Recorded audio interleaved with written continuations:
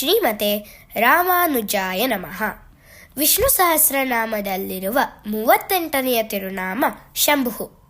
ಒಬ್ಬ ಸಾಮಾನ್ಯ ಮನುಷ್ಯನ ಪ್ರೀತಿಯನ್ನು ಪರಮಾತ್ಮನ ಭಕ್ತಿಯನ್ನಾಗಿ ಬದಲಿಸಿದ ಶ್ರೀರಾಮಾನುಜಾಚಾರ್ಯರ ಕೃಪೆ ಮತ್ತು ಶ್ರೀರಂಗನಾಥನ ದಿವ್ಯ ನೇತ್ರಗಳ ಅಪೂರ್ವವಾದ ಮಹಿಮೆಯನ್ನು ಈ ಕಥೆಯಲ್ಲಿ ತಿಳಿಯೋಣ. ಶ್ರೀರಂಗದಲ್ಲಿ ವಿಲ್ಲಿದಾಸ ಎಂಬ ಬಲಿಷ್ಠ ವ್ಯಕ್ತಿಯು ಒಬ್ಬ ರಾಜನಿಗೆ ಕಾವಲುಗಾರನಾಗಿದ್ದನು. ಅವನು ತನ್ನ ಪತ್ನಿಯನ್ನು ಬಹಳ ಪ್ರೀತಿಸುತ್ತಿದ್ದನು. ಅವಳು ಹೊರಗೆ ಹೋದಾಗಲೆಲ್ಲ ಎಲ್ಲಿ ಬಿಸಿಲು ತಾಗುವುದೋ ಎಂದು ಸದಾ ಅವಳ ತಲೆಯ ಮೇಲೆ ಛತ್ರಿ ಹಿಡಿದು ಜೊತೆಯಲ್ಲೇ ಹೋಗುತ್ತಿದ್ದನು.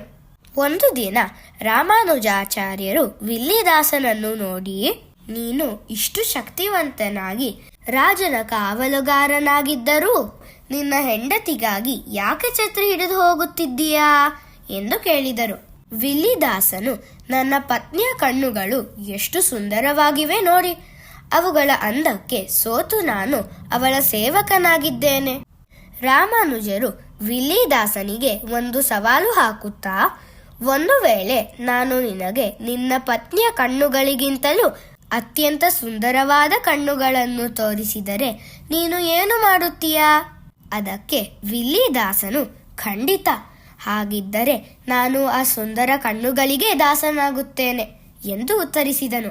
ರಾಮಾನುಜರು ವಿಲ್ಲಿದಾಸನ ಜೊತೆ ಶ್ರೀರಂಗನಾಥ ಸ್ವಾಮಿಯ ಸನ್ನಿಧಿಗೆ ಹೋಗಿ ಭಕ್ತಿಯಿಂದ, ಹೇ ರಂಗನಾಥ, ನೀನು ಆಳ್ವಾರುಗಳಿಗೆ ಮತ್ತು ಆಚಾರ್ಯರಿಗೆ ನಿನ್ನ ಯಾವ ದಿವ್ಯ ಕಣ್ಣುಗಳನ್ನು ತೋರಿಸಿದೆಯೋ ಅದೇ ರೀತಿ ನಿನ್ನ ಆ ಅತ್ಯಂತ ವಿಶಾಲವಾದ ಮತ್ತು ಸೌಂದರ್ಯದಿಂದ ಎಲ್ಲರನ್ನೂ ಸೆರೆ ಹಿಡಿಯುವಂತಹ ದಿವ್ಯ ನೇತ್ರಗಳನ್ನು ಈ ವಿಲ್ಲಿದಾಸನಿಗೂ ತೋರಿಸು ಎಂದು ಪ್ರಾರ್ಥಿಸಿದರು.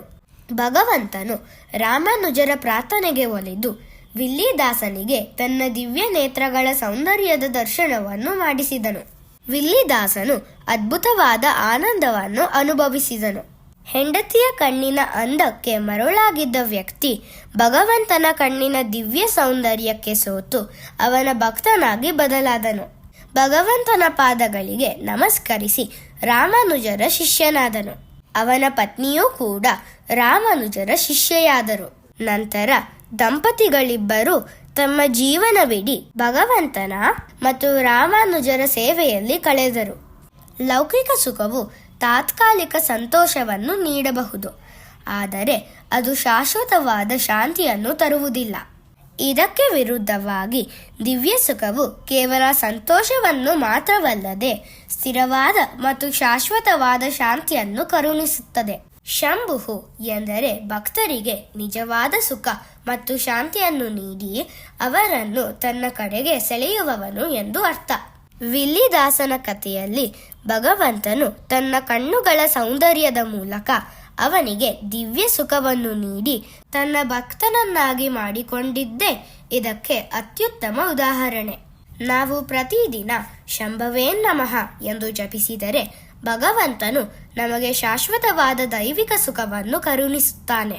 ಇದರಿಂದ ನಮ್ಮ ಬದುಕು ಶಾಂತಿ ಮತ್ತು ಸಂತೋಷದಿಂದ ತುಂಬಿ ನೆಮ್ಮದಿಯ ಜೀವನ ನಡೆಸಲು ಸಾಧ್ಯವಾಗುತ್ತದೆ. ಶ್ರೀಮತೆ ರಾಮಾನುಜಾಯ ನಮಃ.